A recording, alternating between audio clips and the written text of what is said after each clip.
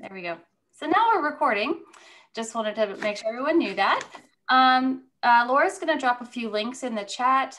You can kind of link out to SORBA, and you can join our e-news list if you are new to us. We'd love to have you stay in touch. And if you guys love the Little Lunch Lectures and you'd like to give a donation today, there's still time to give today online and have it be counted double, because we're having a spring match challenge right now from last Thursday on Earth Day through tomorrow, which is Arbor Day. So we'd love to have you participate with that. Okay, I think that's all of my announcements that I usually say. Nope. Everyone's going to stay on mute. And then at the end for Q&A, you can come off mute and ask a question, or you can drop a question in the chat, either on Zoom or on Facebook, and we will read it out loud and have your question answered.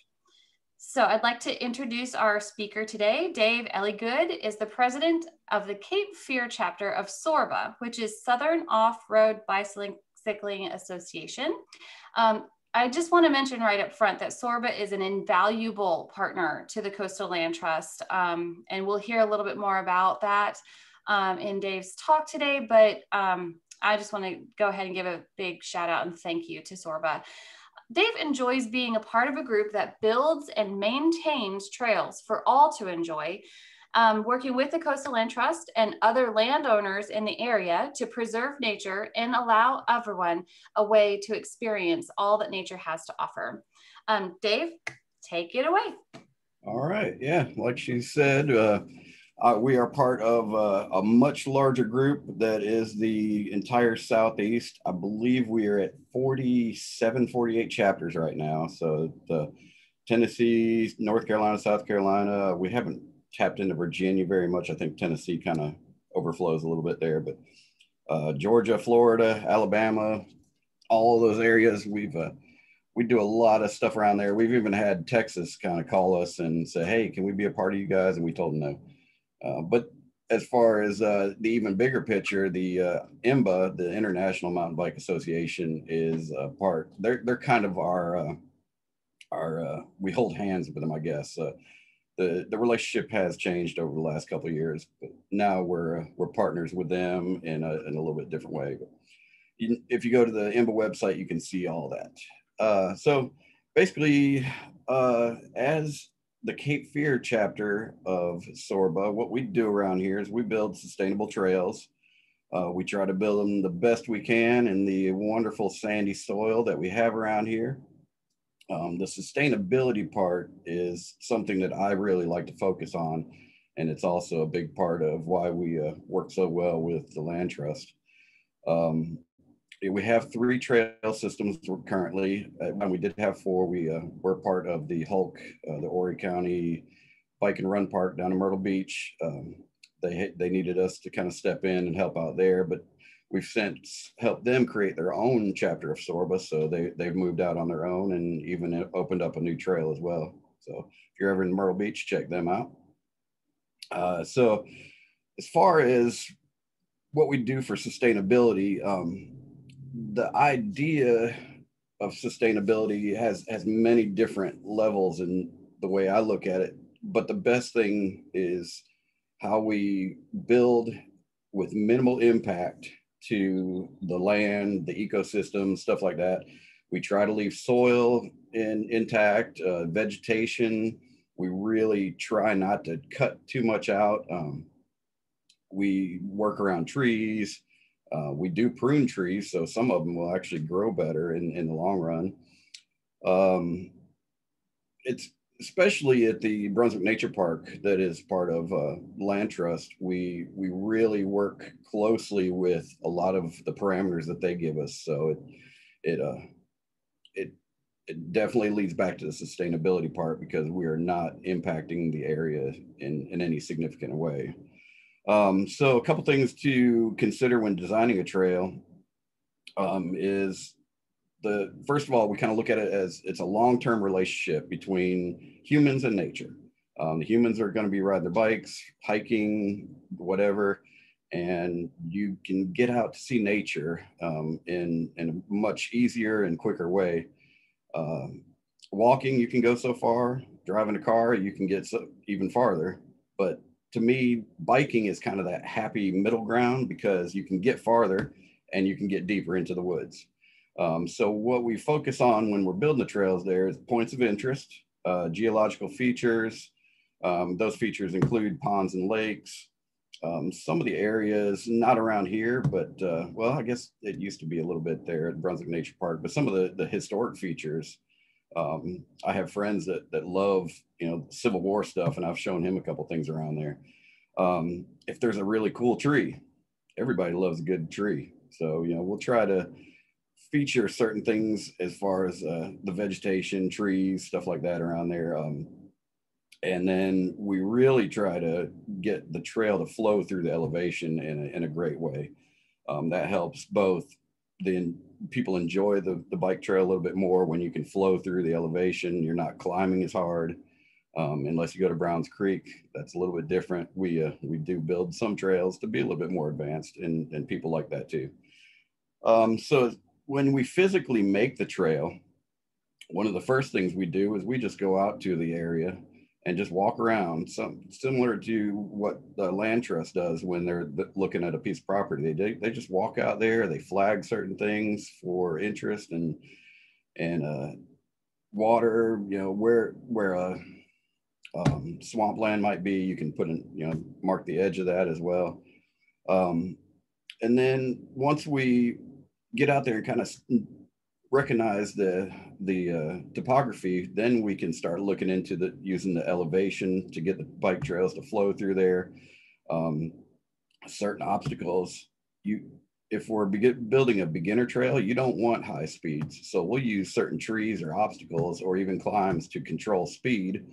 And in controlling the speed of the riders, you're also controlling the speed of erosion, because when it rains on the trail, the steeper the hill, the faster the rain is going to run down and erode the trail. So that again goes back to the sustainability part. But more than anything, it's about the fun. It's about getting out in the nature. So as we're walking and flagging, we just want it to be fun in the end. So after we do the walk and flag part, we will get back out there with small machinery, and again, that depends on the trails and, you know, the parameters that certain people give us. Land Trust will allow us to get out there with smaller machines. New Hanover County, they don't let us get out there with chainsaws.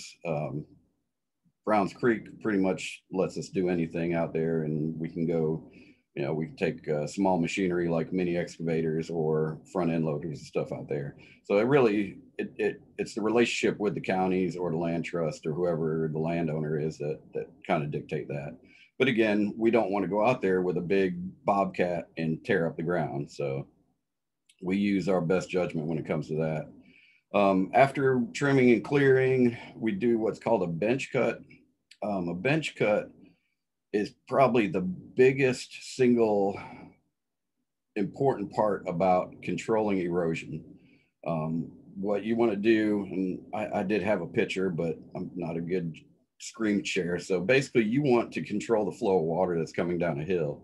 And the easiest way to do that is just the quick change in elevation, but you also want to create a stopping point for the water and a runoff area for the water. So when you do your bench cut, you really focus on all those aspects there. Then we'll go back and remove all the small brush and trees that we've cleared from the area and get ready for securing the trail bed. And another little part of erosion control comes into that, because Brunswick Nature Park is very sandy. So we may come back in there with a little bit of clay mixture to, you know, sure up the trail bed a little bit better. And that way, when you're coming through a corner, you're not sliding out and tearing up the ground even more. One of the things I wrote down here is something we call armoring.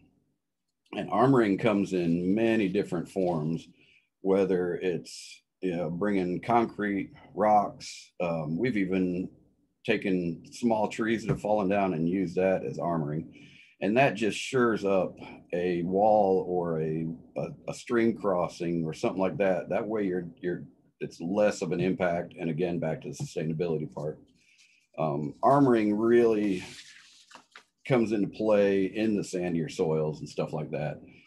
We just built a feature out there on the backside of Copperhead where a tree had fallen down from the hurricane, and in the interest of repurposing and not wanting to carry it out of the trail, we cut it up and used it as armoring for a little feature that you can ride over. And that brings interest from, you know, an advanced rider who wants to just fly over the thing or whatever, all the way down to someone who just wants to go play on a feature. It's kind of like a slide or a swing set at a park. So we do really enjoy reusing trees and stuff like that have fallen for features. Again, we have certain areas, blue clay, we can't do that because they've had issues in the past with people jumping, and that's fine. We just look at a different way to create excitement out there. So yeah, the ideal soil for bikes and traffic is a little bit more clay in the mixture. The sand dries up. You've seen it at the beach. It blows when the wind's blowing, and when you step on it, it moves. So, excuse me, we like to have a little bit more of a clay mixture, even over a good black dirt or something like that. The clay really dries, and in some areas, it's almost as tough as concrete. So that definitely adds to the erosion control as well. Um, yeah, let's see, high impact areas, that kind of comes back to the armoring areas. If you have a steeper hill climb, you'll want to armor that a little bit more than if you have a slower straightaway. So in the sustainability part of that comes back into play. And you know, you'll hear me say sustainability 100 times in this talk today, but that is our goal. So you don't want to climb a hill and, you know, rip the dirt out from underneath you, because then you end up creating a rut, and in the rut you end up getting water to run off, and then you can't ride it anymore. So you have to either close that part of the trail down, or you have to build a new trail next to it. Both it requires a lot more work, so why not do the better work up front, not have to worry about it in the long run.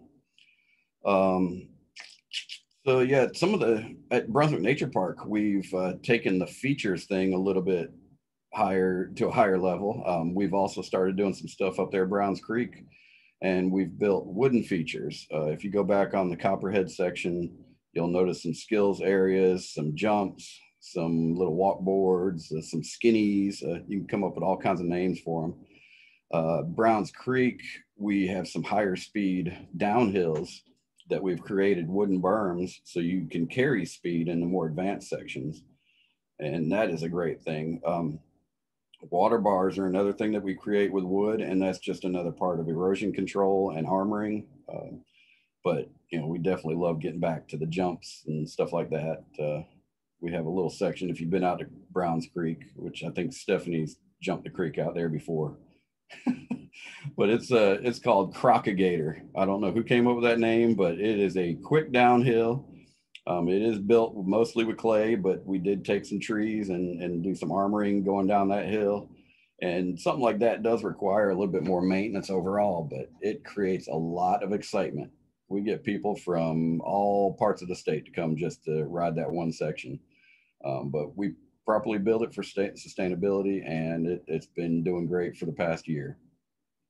So one question that I've had, and at some point in every conversation, people ask us why we do this and why we do it for free, because none of us get paid for this. We joke around a lot of times because we do feel that we get paid better than anyone else, even though it's $0. But we do this, like I said in the beginning, you know, you can get to places on a bicycle, and you can do things on a bicycle that you can't do walking or riding in the car. So getting into nature, there's just something about riding a bike. It's just so peaceful. You kind of get out there and you just clear your mind and ride, and it's so great. And then also you're getting fitness in at the same time. Me personally, and I know I can speak for most of the other guys in our club that do the work out there, it all comes down to building something that others can enjoy. We all enjoy it. We know we do. So hopefully it goes to the other people, and with sustainability, it ultimately goes to the next generation. I talked a little bit with Stephanie yesterday, and Blue Clay Bike Park is probably the easiest and perfect example of taking an area that probably wasn't ever going to become something, and now it's become, a place that people do come from all over to ride. And at one time, it was just a landfill, and it was construction debris. You couldn't go back in there and clear it back out and build a house or a building or apartment complex like you see on every corner nowadays.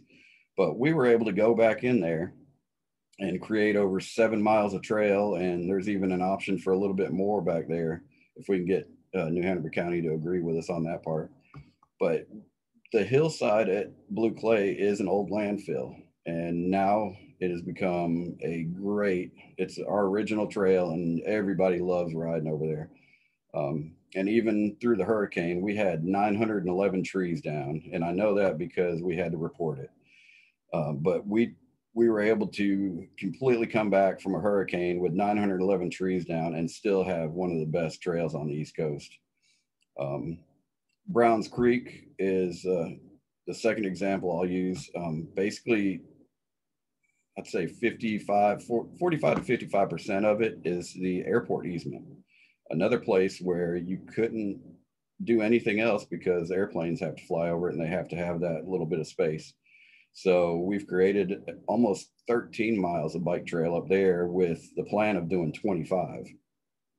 So that's pretty impressive there.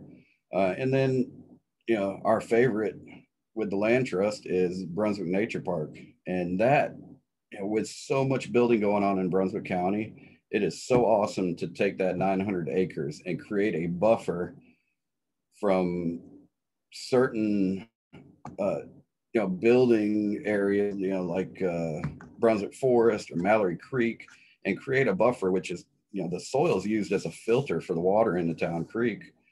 So we can ride our bikes. The land is doing what it's meant to do. People can enjoy it. From the hikers to the bikers, everybody out there, people come out and have birthday parties. That land is serving its purpose in the best way possible. And it's created that sustainability. It's keeping the water clean. We do work with the Coastal Land Trust and the parameters that the Clean Water Trust Act kind of puts in our place. So we don't reroute water. We don't change the land very much. We only build up to, I believe it's 10% of the area we can build on. So, we're not overbuilding bike trails and ruining the land in that way either. So that's pretty much what I have. Any questions, anybody? Thanks, Dave. There is a question in the chat. I'm gonna go find it. What has been one of your most unique or challenging projects when building trails? The soil, definitely the soil. We go to these twice a year summits with SORBA, and everybody has this wonderful soil with all this clay packed soil. It's so wonderful, but we live in a sandy area. So our first thing is trying to overcome the sand. Sand erodes way faster than anything else. We'll talk to the people down in Florida, and they kind of deal with it as well. But we're able to bring in some clay. There's clay in North Carolina that we get, and a lot of the counties help out as well. But I would definitely say the soil is a big factor in how we go about building a trail. And I think I saw a comment there. No, I don't have any pictures. Sorry. It's all good. We have some pictures on Facebook and the website. And if there's something specific you'd like, please send me a message and I'll be happy to get it out to you. Very good. There's a question from Zoom about the best place to go for beginning riding and maybe then for more advanced. You were mentioning high speed downhill things at Browns Creek. I can attest. I'm not an advanced rider. They're hard. But yeah, tell us a little bit more about where to go for different levels of riding. Okay, so first of all, I would say that each of our trail systems, we try to accommodate all three kind of beginner, intermediate, and advanced. It can be more difficult in certain areas, and each person kind of looks at beginner stuff as a slightly different thing too. I mean, you could ride the beginner at Brunswick Nature Park and then go out to Browns Creek in Elizabethtown, and yes, they're beginner trails, but you can obviously see just in some of the corners and stuff that are a little bit more advanced. But we do at least try to keep it beginner, intermediate, and advanced. Now, to label each one of our trails, I would definitely say that Brunswick Nature Park is more beginner friendly. It's a lot more smooth and flowy. You don't get too far away from the parking lot. That's something that I hear people say a lot is they don't want to get too far away from their car or, you know, rescue, whatever, however you want to look at it. So Brunswick Nature Park is definitely more beginner friendly. Blue clay is I would say label that as our second most beginner friendly, but you can cross over the road and you get more advanced obstacles for the intermediate and more advanced riders. And then our most advanced is definitely Browns Creek. You're doing a lot more climbing. There are definitely more features per mile. You know, there's opportunities to jump stuff like the creek jumps, there's tabletops, all kinds of other stuff out there. And you're definitely getting way far away from your vehicle. You're not, I think at the most you might be 4 to 5 miles from your vehicle, but you're definitely getting way out there. There's a comment about the trails, the ones that we're talking about today, not being on the MTB project. Are you familiar with that, or yeah, and can you tell, like, is there a way to find the site maps? They should all be on MTB project. I can actually check that out. I have the app. That is a great resource for people, and not just for our area, but it's a really good resource for all mountain bike trails.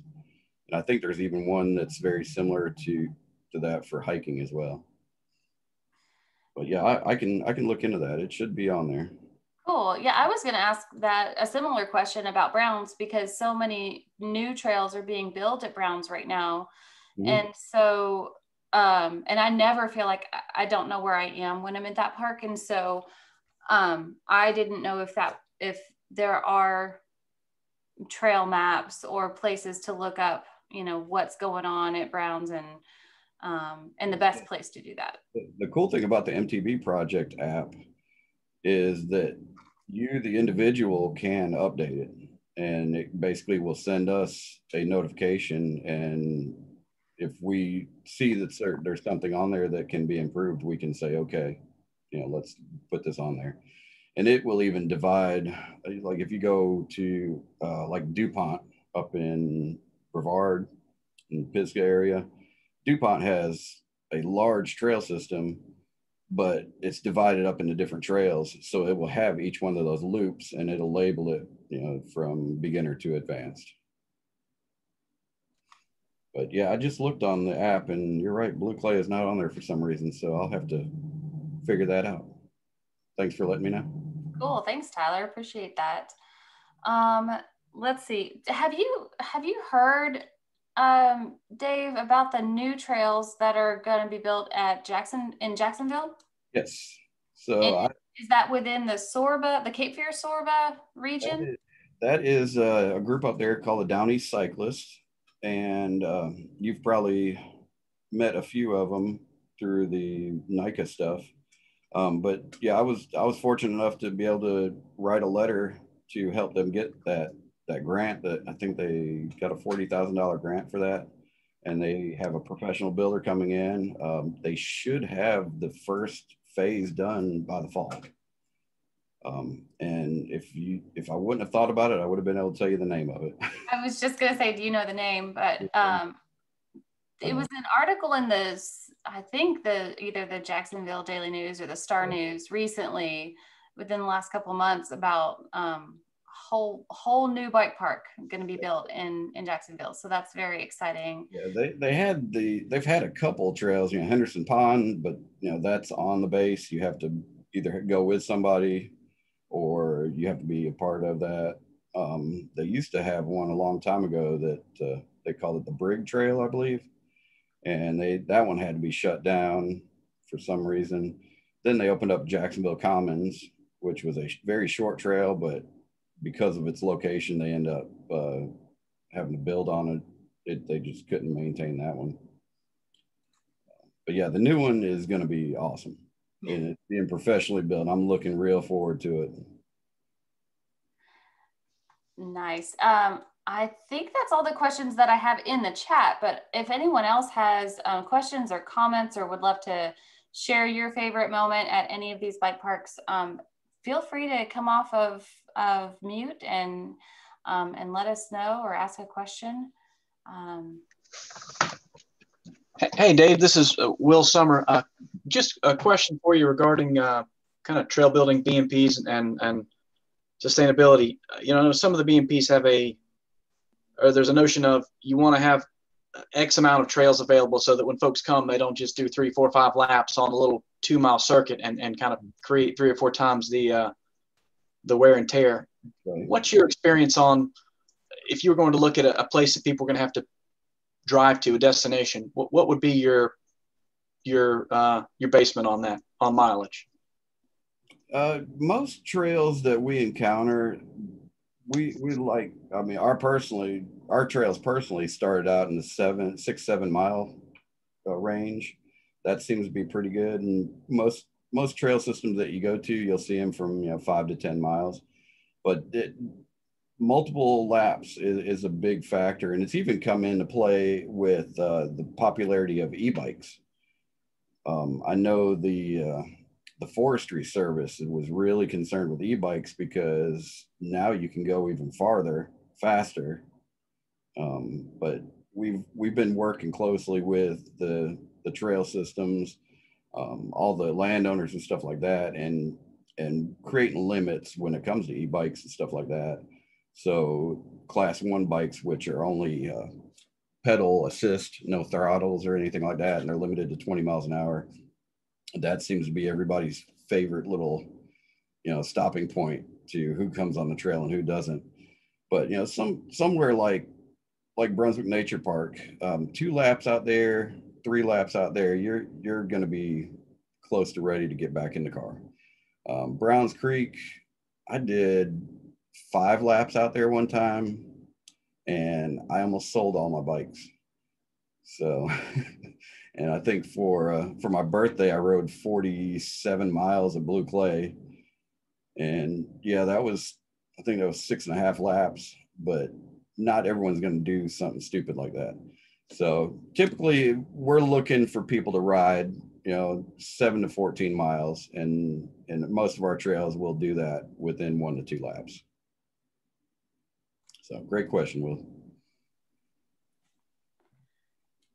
Do you have any idea how far people do come to our trails down here, or do people comment or tell you that somehow where they're coming from? Yeah, I've gotten emails from people, Florida, Illinois. I did have someone from California,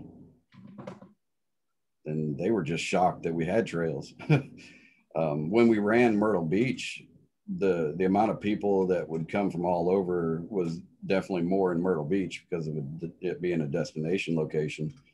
And my favorite emails were always the ones, hey, I dropped my wife off at the outlet stores and now I'm over here at the Hulk riding. Those are always good ones. But, Brunswick Nature Park, the people that work at like Duke Energy, they get off work, go right down 133 and jump on the trail. And it's a great workout after they've, you know, been working 12-hour shifts or something. You know, the jail's right next to Blue Clay, and they come out and do their PT on our trails. But yeah, you definitely get some people from out of town. People from Raleigh come down to Browns Creek in Elizabethtown, because it's about an hour and a half drive for them, and they're just blown away at the fact that that piece of land, you really got to kind of get back in there to appreciate it. But no one expected, you know, a trail with 1,000 feet of climbing this close to the coast, and that's our little diamond there. And you know, it's become a great trail. It brings people from all over the place. We just did a 100K run event out there, which was not even related to biking, but and there were people from all over North Carolina, South Carolina, and Virginia that showed up to that. So it brings people near, and because of a common interest. That's awesome. And it really speaks to setting aside spaces for people to be outdoors and recreate in multiple different ways, you know, walk, hike, bike. And so we really appreciate all that SORBA does to maintain those trails for us. There is a comment about like, just thank you so much that, you know, Amy and her family did a lot of biking during the last year in the pandemic and really kind of saved their sanity. And I totally get that. I think you mentioned in the post earlier that we had 100 members. We're actually up to 181 right now. Awesome. We're up 30%. That's amazing. That's amazing. Congratulations, because that's huge.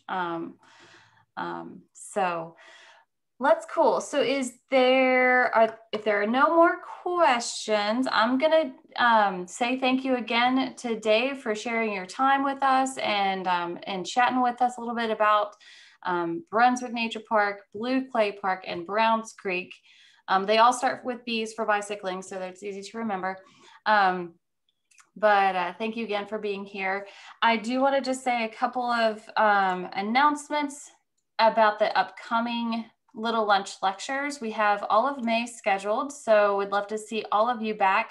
Next week, we will be talking about the Work on Wilmington event that happened a couple weeks ago. So talking a little bit about some of the amazing projects that happened in Wilmington, particularly at the Reader Garden. And then the 14th will be a celebrating Camilla Herlovic and welcoming Walker Golder as a look back, look forward kind of conversation about the Coastal Land Trust. There will be forestry for conservation on the 21st, and our annual favorite, I can say that now we've been doing this more than a year, we will be talking about sea turtles again at Masonboro Island and during the beginning of nesting season on May 28th. Elizabeth Colhoun is going to come back and give us another update on sea turtles and nesting at Masonboro. So that would be super cool. We look forward to having all of you guys back with us soon. Have a great weekend, and we'll sign off. Bye. Thank you. Take care.